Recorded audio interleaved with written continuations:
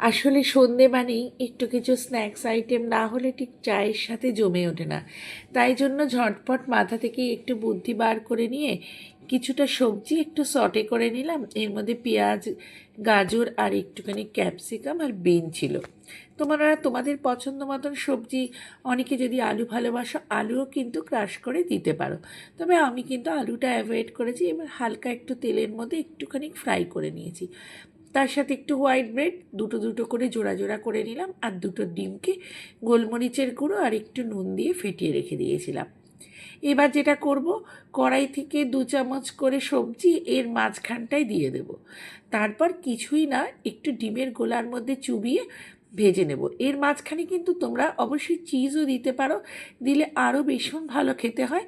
আমি তবে এইভাবেই শর্টকাটে করে ফেলেছিলাম। স্ন্যাক্সটা কেমন হয়েছে অবশ্যই জানিও, আর একদিন করে খেও। বাড়িতে বাচ্চারা থাকলে তাদেরকে দিও, ভীষণ খুশি হবে।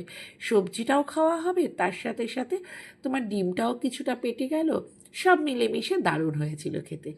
এই যে তারপরে পরিবেশন করলাম, চলো কেমন হয়েছে অবশ্যই কিন্তু জানিও আমাকে।